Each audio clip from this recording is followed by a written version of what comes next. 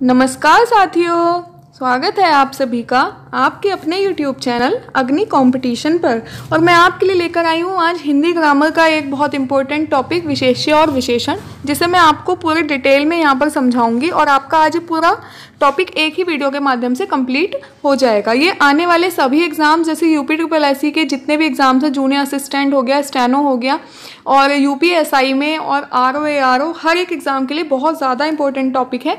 तो चलिए आज हम इस टॉपिक को देखते हैं और अच्छे से समझते हैं। तो है हमारा विशेष्य और विशेषण। पहले हम देख लेते हैं विशेषण क्या है।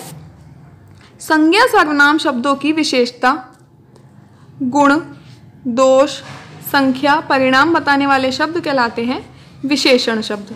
यानी कि वो शब्द जो किसी भी संज्ञा सर्वनाम शब्दों की विशेषता बताएं, चाहे वो उसके गुण हो, दोष हो, संख्या हो, परिणाम हो, ये सब बताने वाले शब्द हो जाते हैं विशेषण। और एक चीज़ देखते हैं, ऐसा विकारी शब्द जो हर परिस्थिति में संज्ञा सर्वनाम की विशेषता बताए।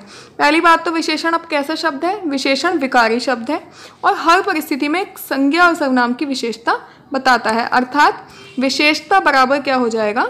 विशेषण। मतलब जो विशेषता है वही क्या हो जाएगी? विशेषण हो जाएगी। आगे देख लेते हैं। विशेषण शब्द विशेष्य से पहले भी आ सकता है और बाद में भी आ सकता है। जैसे करेला कड़वा है, तो यहाँ पर जो कड़वा क्या है? करेला। यानी इसकी कैसी क्या है? विशेषता है। तो यहाँ पर ये क्या हो जाएगा? विशेषण हो जाएगा। समझे आप? और यह रास्ता लंबा है, तो रास्ता कैसा है? लंबा। लंबा इसकी विशेषता है, तो ये क्या हो गया? विशेषण। थोड़ा सा दूध लाओ, कितना दूध लाना है? थोड़ा सा, ये भी एक विशेषता हो गई। 5 मीटर कपड़ा लाओ, ये भी इसकी विशेषता हो गई। यानी ये क्या हो गया? सब विशेषण शब्द हो जाएंगे। आप समझ गए? अब आप देख लेते हैं विशेष्य क्या होता है। विशेष्य होता है जिस संज्ञा या सर्वनाम शब्द की विशेषता बताई जाती है, वो क्या हो जाता है? विशेष्य हो जाता है। यानी कि जो विशेषता थी वो तो विशेषण थी, लेकिन जिस संज्ञा सर्वनाम यानी जिस शब्द की विशेषता बताई जा रही है वो हो जाएगा विशेष्य। आप समझ गए होंगे। आगे और उसके उदाहरण भी देख लेते हैं। राधा सुंदर है। अब आप ये देख लीजिए, हमने देखा था सुंदर है, तो सुंदर तो इसकी विशेषता थी, यानी ये तो इसका विशेषण था। लेकिन जिसकी विशेषता बताई जा रही हो, यहाँ पर विशेषता बताई किसकी जा रही है? राधा की। तो राधा क्या हो जाएगा? यहाँ पर विशेष्य। इसी तरह करेला कड़वा है, तो कड़वा क्या है? करेला। ये तो इसकी विशेषता हो गई, लेकिन किसकी बात चल रही है? करेले की। तो करेला क्या हो जाएगा? इसका विशेष्य हो जाएगा। सेम देख लेते हैं। दूध गर्म है, यहाँ पर दूध विशेष्य है। यह रास्ता लंबा है, यहाँ पर रास्ता विशेष्य है। और 3 दर्जन केले दे दो, यहाँ पर केले विशेष्य है। अब आप विशेष्य और विशेषण में अंतर समझ गए होंगे। अब एक और होता है प्रविशेषण। आपको मैं बता देती हूँ प्रविशेषण क्या होता है। जो विशेषण की भी विशेषता बताने वाले शब्द होते हैं। भाई संज्ञा सर्वनाम की विशेषता बताने वाला विशेषण हो गया, लेकिन विशेषण की भी जो विशेषता बताएं वो शब्द क्या कहलाते हैं? प्रविशेषण। जैसे यह साड़ी बहुत सुंदर है। सुंदर तो क्या है? यहाँ पे विशेषण है, ठीक है। और इस जो साड़ी है वो क्या है? विशेष्य है। इतना तो आप समझ चुके हैं। लेकिन प्रविशेषण क्या है इसमें? बहुत। बहुत क्या हो गया? प्रविशेषण हो जाएगा। आप समझ गए प्रविशेषण क्या है। आगे देख लेते हैं। यह आम बहुत मीठा है। मीठा कैसा क्या हो गया? विशेषण। आम हो गया विशेष्य, लेकिन बहुत क्या हो गया? प्रविशेषण। सौरभ बहुत धीरे बोलता है। इसमें धीरे बोलना तो हो गया इसकी विशेषण, सौरभ हो गया विशेष्य, लेकिन बहुत क्या हो गया? प्रविशेषण। आप लोग ये भी समझ गए हैं। आगे अब हम देख लेते हैं विशेषण के भेद। तो विशेषण के कितने भेद होते हैं? क्वेश्चन बहुत बार पूछा जाता है कि विशेषण के कितने भेद होते हैं। तो विशेषण के भेद होते हैं 4। कौन कौन से देख लेंगे? गुणवाचक विशेषण, परिमाणवाचक विशेषण, संख्यावाचक विशेषण और सार्वनामिक विशेषण। तो विशेषण के 4 भेद कौन कौन से हो गए? गुणवाचक, परिमाणवाचक, संख्यावाचक और सार्वनामिक। ठीक है, आगे इन डिटेल में देख लेंगे। पहला था हमारा गुणवाचक विशेषण।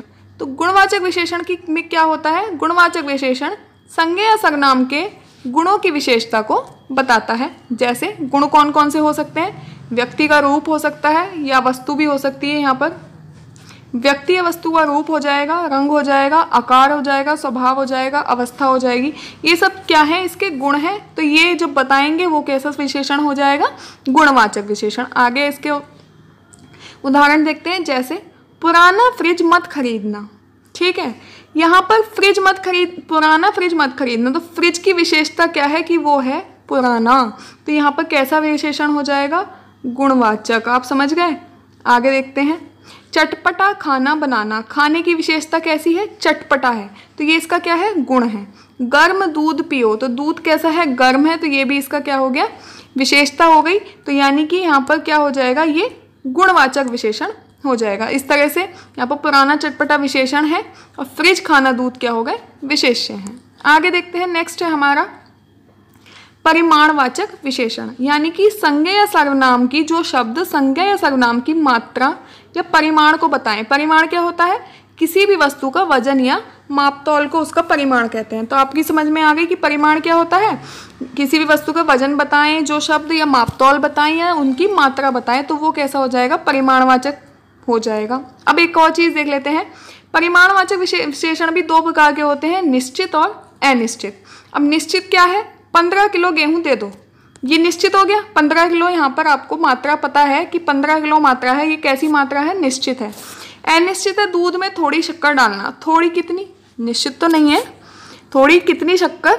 ये निश्चित नहीं है, जबकि यहाँ पर 15 किलो निश्चित है। तो आप समझ गए कि जो परिमाणवाचक विशेषण है वो संज्ञा सर्वनाम की मात्रा या परिमाण बताते हैं, लेकिन परिमाणवाचक भी दो प्रकार के होते हैं, निश्चित और अनिश्चित। आगे देखते हैं। हमारा तीसरा टाइप है संख्यावाचक। जो संज्ञा या सर्वनाम की संख्या का बोध कराते हैं वो संख्यावाचक विशेषण कहलाते हैं। उदाहरण देखते हैं, जैसे 4 बैल, 20 दिन, कुछ लोग, सब व्यक्ति और 1, 2, द्वितीय, दुगुना, तिगुना, अनेक, कई, कुछ, तीसरा, चौथा, ये सब संख्यावाचक में आ जाते हैं। ठीक है। नेक्स्ट हम इसके आगे देख लेते हैं। अब वो ये भी दो प्रकार के होते हैं, निश्चित और अनिश्चित। क्योंकि हमारे इससे पहले परिमाणवाचक थे वो भी निश्चित और अनिश्चित थे, संख्यावाचक हैं ये भी दो प्रकार के होते हैं, निश्चित और अनिश्चित। अब हम देख लेते हैं निश्चित संख्यावाचक कौन कौन से होते हैं। निश्चित संख्यावाचक जो विशेषण है उसके होते हैं 6 प्रकार। ठीक है। पूर्ण या अपूर्ण संख्याबोधक, क्रमवाचक, आवृत्तिवाचक, समुदायवाचक, प्रत्येकवाचक और समुच्चय बोधक। तो हम इस चीज़ को में कंफ्यूज नहीं होना है, याद रखना है कि परिमाणवाचक जो होता है वो दो प्रकार का होता है, निश्चित और अनिश्चित। संख्यावाचक भी दो प्रकार के होते हैं, निश्चित और अनिश्चित। लेकिन निश्चित संख्यावाचक विशेषण जो होते हैं वो फिर कितने प्रकार के होते हैं? 6 प्रकार के होते हैं। अब आगे इन्हें देख लेंगे। पहला है हमारा पूर्ण या अपूर्ण संख्याबोधक। तो क्या है? जिन शब्दों से संख्या की पूर्ण विशेषता का पता चले। कैसा है? जिससे संख्या की पूर्ण विशेषता, जैसे कि एक बच्ची खेल रही है, तो संख्या पता चल गई यहाँ पर 1, तो ये क्या हो गया? पूर्ण संख्या बोधक। समझ गए आप? 5 अंगूर लाओ, भाई संख्या पूरी है, 5 अंगूर हो गए। 12 रुपए लो, ये भी क्या हो गया? पूर्ण संख्या बोधक। आगे देखते हैं।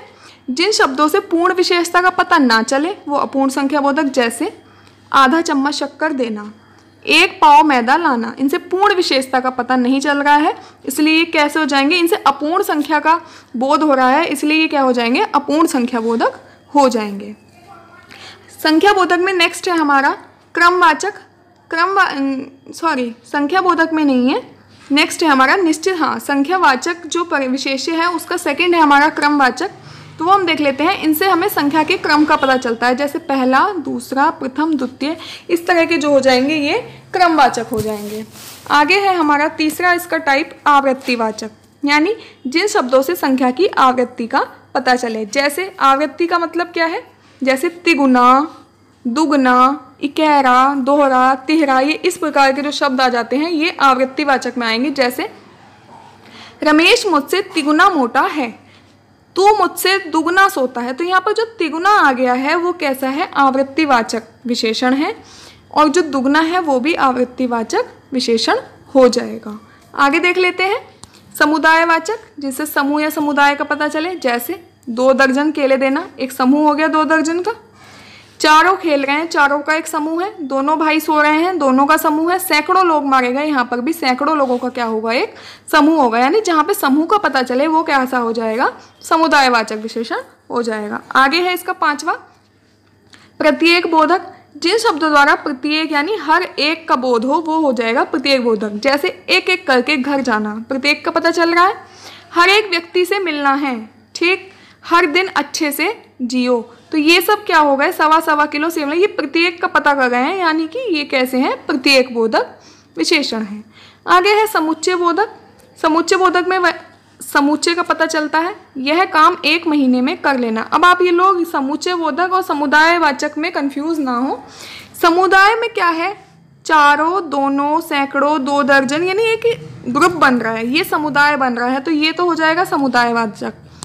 लेकिन समुच्चय का मतलब है सेट, जो सेट बन रहा हो, जैसे यह काम 1 महीने में कर लेना, तो 1 महीने का सेट, 1 महीने में कितने दिन होते हैं, इसका सेट बना सकते हो आप। 21वीं शताब्दी बहुत आधुनिक है, तो 21वीं शताब्दी में कितने महीने हैं या कितने साल हैं, इसका भी आप एक सेट बना सकते हो, है ना। जैसे चारों आदमी, 8 पुस्तकें, मैंने आपको ये यहाँ पे लिख दिया है, लेकिन इसको हम कहाँ पर लेंगे, इसको हम लेंगे समुदायवाचक में। समझ गए आप, चारों, 8 इस तरह से, ये यहाँ पर नहीं आएगा, ये मिसप्रिंट गलत लिखा गया है, तो ये हो जाएगा समुच्चय बोधक। आप समुच्चय का मतलब है जहाँ पर आप समूचे बना सके, सेट बना सके, जैसे हफ्ता, सप्ताह हो जाएगा, महीना हो जाएगा, साल हो जाएगा, शताब्दी हो जाएगी, ये सब क्या हो गए, आपके समूचे बन जाएंगे। आगे देखते हैं निश्चित के, ये 6 टाइप्स थे निश्चित के। अब निश्चित से दूसरा था हमारा संख्यावाचक में अनिश्चित संख्यावाचक विशेषण। तो जो संज्ञा सर्वनाम की निश्चित संख्या का बोध नहीं कराते हैं, वहाँ वो क्या हो जाएंगे, अनिश्चित। जैसे उस सभा में लगभग 1000 व्यक्ति थे, तो यहाँ पर आपको निश्चित संख्या का बोध नहीं है। लगभग 1000 ज़्यादा भी हो सकते हैं, कम भी हो सकते हैं, कोई संख्या यहाँ पर निश्चित नहीं है। मुझे 1000-2000 रुपये दे दो, क्या निश्चित है 1000-2000? नहीं है। करोड़ों लोग कोरोना ग्रस्त हो गए हैं, तो यहाँ पर करोड़ों भी क्या है, निश्चित नहीं है, तो ये क्या हो जाएंगे, अनिश्चित हो जाएंगे। अब हमारा 4th टाइप होता है विशेषण का, सार्वनामिक विशेषण। तो सार्वनामिक विशेषण में क्या होता है, संज्ञा सर्वनाम की विशेषता की ओर संकेत होता है, यानी जब किसी सर्वनाम का यौगिक रूप किसी संज्ञा के पहले आकर उसके क्षेत्र को सीमित कर दे, वो सार्वनामिक विशेषण कहलाता है। जैसे यह गाय बहुत दूध देती है, ठीक, ये वह आदमी बड़ा मेहनती है, ये कैसे हो गए, सार्वनामिक विशेषण हो जाएंगे। अब हम देख लेते हैं सार्वनामिक विशेषण भी कितने प्रकार के होते हैं। सार्वनामिक विशेषण के भी होते हैं 4 प्रकार। कौन कौन से, संकेतवाचक या निश्चयवाचक, अनिश्चयवाचक, प्रश्नवाचक और संबंधवाचक। तो आपको ये सब क्लियर होता चला जा रहा होगा। नेक्स्ट है हमारा जो हमने लिखा था सार्वनामिक विशेषण, इसके भी 4 टाइप्स होते हैं, संकेतवाचक, अनिश्चयवाचक, प्रश्नवाचक और संबंधवाचक। अब हम पहले देख लेते हैं संकेतवाचक या निश्चयवाचक। तो संकेतवाचक या निश्चयवाचक सार्वनामिक विशेषण में क्या होता है, जब उस, इस, यह, वह, इस तरह के शब्द जो आते हैं वो संकेतवाचक या निश्चयवाचक सार्वनामिक विशेषण में आते हैं। जैसे उस बच्चे को यहाँ बुलाओ, तो यहाँ पर जो उस है ये क्या है, संकेत ही तो दिया जा रहा है। संकेत है कि आप कहोगे उस बच्चे को यहाँ बुलाओ, संकेतवाचक हो गया, आप समझ गए। ये निश्चयवाचक भी क्यों है, क्योंकि पर्टिकुलर कहा जा रहा है कि उस बच्चे को बुलाया जाओ, तो ये एक निश्चय हो रहा है, एक संकेत हो रहा है, इसलिए यहाँ संकेतवाचक हो जाएगा। क्या वह तुम्हारी बहन है, तो वह, जब तुम मिले मैं चला गया, तो यहाँ पर जब संकेतवाचक हो जाएगा, ये निश्चयवाचक। उस बैग को खोलो, ये यानी कि ये कैसे हैं, यहाँ पर विशेषण सब संकेतवाचक या निश्चयवाचक सार्वनामिक विशेषण है। नेक्स्ट है हमारा अनिश्चयवाचक सार्वनामिक विशेषण। मतलब इनसे क्या पता चलता है, अनिश्चितता का पता चलता है। जैसे कोई बाहर आया है, क्या आपको पता है कि कोई कौन है, कोई बाहर आया है, अनिश्चय है ये, है ना। हमें पर्टिकुलर नहीं पता है कि बाहर कौन आया है। कुछ मित्र मुझसे मिलने आएंगे, अभी मुझे नहीं पता है कुछ में कौन कौन होगा, लेकिन कुछ आएंगे, एक अनिश्चय सार्वनामिक विशेषण को बोध हो रहा है। आप लोग इसको समझ गए होंगे। आगे है हमारा इसका 3rd टाइप, संबंधवाचक सार्वनामिक विशेषण। जैसे मेरा, हमारा, तुम्हारा, उनका, जिसका, इस तरह के जो शब्द आ जाए, मेरा, तुम्हारा, हमारा, उनका, जिसका, किसका, ये सब कैसे हो जाएंगे, संबंध। इनमें संबंध का पता चल रहा है, इसके नाम से ही आप थोड़ा रिलेट कर लेंगे, तो ये क्या हो जाएंगे, संबंधवाचक। जैसे मेरी बहन मिल गई, किसकी बहन, मेरी, क्या है बहन से मेरा, संबंध है, तो ये इसका संबंधवाचक हो गया। तुम्हारा भाई, भाई से तुम्हारा संबंध है ना, तुम्हारा भाई, तो यहाँ पर संबंधवाचक हो जाएगा। मेरा नाम राधा है, तो ये सब क्या होगा, संबंधवाचक सार्वनामिक विशेषण हो जाएंगे। लास्ट है हमारा प्रश्नवाचक सार्वनामिक विशेषण, यानी कि जहाँ कौन, क्या, किस, कैसे आए, ये प्रश्नवाचक हो जाएंगे। तुम क्या चाहती हो, ठीक है, क्या आ गया, कौन आया है। अब आप मुझे एक चीज़ और देख लीजिए, आप यहाँ पे कंफ्यूज हो सकते हैं कि प्रश्नवाचक में भी कौन आ गया, या कोई भी आ सकता है कि कौन, और यहाँ पे भी देखिएगा जैसे कोई बाहर आया है तो आप ये कंफ्यूज ना हो कि ये अनिश्चयवाचक होगा, कौन आया है, या प्रश्नवाचक। जहाँ पे लास्ट में प्रश्न बन रहा होगा, जो प्रश्न की तरह से लग रहा होगा, वो आपका प्रश्नवाचक होगा, जबकि जो सिंपल बन रहा है, कोई बाहर आया है, कुछ मित्र मुझसे, ये हो जाएगा अनिश्चयवाचक। ये इसमें अंतर है। आगे हम इस साथ के साथ एक और चीज़ देख लेते हैं, विशेषणों की तुलना। यानी तुलना के विचार से विशेषण कितने प्रकार के होते हैं? 3 प्रकार के होते हैं, मूलावस्था, उत्तरावस्था और उत्तमावस्था। तो हम इनकी अवस्थाएं देख लेते हैं। मूलावस्था में क्या होता है? विशेषणों का मूल रूप पता चलता है और अवस्था में कोई तुलना नहीं की जाती है। जैसे सिंपल, मतलब सिंपल सेंटेंस रहते हैं, अंशु अच्छी लड़की है, मोहन होशियार है। ये क्या है? ये विशेषण की मूल अवस्था हो गई है। आगे देखते हैं उत्तरावस्था। 2 व्यक्ति या वस्तुओं के बीच अधिकता या न्यूनता की तुलना होती है। जहाँ पे 2 वस्तुओं या व्यक्तियों के बीच में तुलना की जाएगी, वो विशेषण की उत्तरावस्था हो जाएगी। जैसे अंशु आशु से अच्छी लड़की है। विशेषता पता चल रही है, मतलब 2 व्यक्तियों की तुलना चल रही है, उसमें बता रहे हैं कि अंशु ज़्यादा अच्छी है, आशु मोहन से ज़्यादा होशियार है। और भी देख लेते हैं, बच्ची फूल से भी कोमल है। यहाँ पर बच्ची की तुलना किससे हो गई है? फूल से, और बच्ची को कोमल बता दिया है। और देखते हैं, आपके अलावा, यहाँ पे जहाँ अलावा आ जाए इस चीज़ का ध्यान रखेंगे, वहाँ भी उत्तरावस्था होगी। आपके अलावा वहाँ कोई नहीं था, या संस्कृत की तुलना में गणित कठिन है। तो ये सब क्या हो गई? इसकी विशेषण की उत्तरावस्था हो जाएंगी। और उत्तरावस्था में तर लग के बनता है। जैसे सुंदर में तर लगा दिया सुंदर तर, अधिक में तर लगा दिया अधिकतर। लास्ट है हमारा उत्तमावस्था। विशेषण की सर्वोत्तम अवस्था माना जाता है इसको। 2 व्यक्ति व वस्तुओं के बीच तुलना में एक को श्रेष्ठता या निम्नता दी जाए तो वह विशेषण की उत्तमावस्था है। जैसे कपिल सबसे अच्छा लड़का है, कपिल को सबसे अच्छा बता दिया गया है। दीपू सबसे घटिया है, ये बता दिया गया है। बगदाद बेहतरीन, जहाँ पर बेहतरीन ईन लगा दिया जाए प्रत्यय, वहाँ भी उत्तमावस्था पाई जाती है। और नीरज सर्वश्रेष्ठ लड़का है। अब आप समझ गए होंगे उत्तमावस्था का मतलब बेस्ट, जहाँ पे बेस्ट का पता चल रहा हो, वो चीज़ सबसे अच्छी, सबसे खराब, यानी कि सुपरलेटिव डिग्री अगर हम इसको इंग्लिश में बोल देते हो। आगे हम इसमें देख लेंगे, इसमें तर प्रत्यय लगता है। सुंदर में तम लगा दिया, सॉरी तम होगा यहाँ पे, तम प्रत्यय लगता है। सुंदर में तम लगा दिया सुंदरतम, अधिक में तम लगा दिया अधिकतम। तो यहाँ पे हमारा विशेषण और विशेष्य और उसके प्रकार पूरा टॉपिक कंप्लीट हो जाता है। आई थिंक आपको ये अच्छे से समझ में आ गया होगा। अगर आपको कुछ कन्फ्यूज़न हो तो वीडियो को दोबारा देख लें, जिससे क्लियर हो जाए। और मुझे कमेंट करके बताएं कि ये वीडियो आपको कैसी लगी है। अगर आपको इसके नोट्स चाहिए तो आप हमारे टेलीग्राम चैनल अग्नि कंपटीशन से जुड़ सकते हैं। वहाँ पर आपको ये सभी नोट्स की PDF प्रोवाइड करा दी जाएगी। वीडियो को देखते रहें, चैनल से जुड़े रहें और अपने फ्रेंड्स के साथ शेयर करना ना भूलें। Thank you.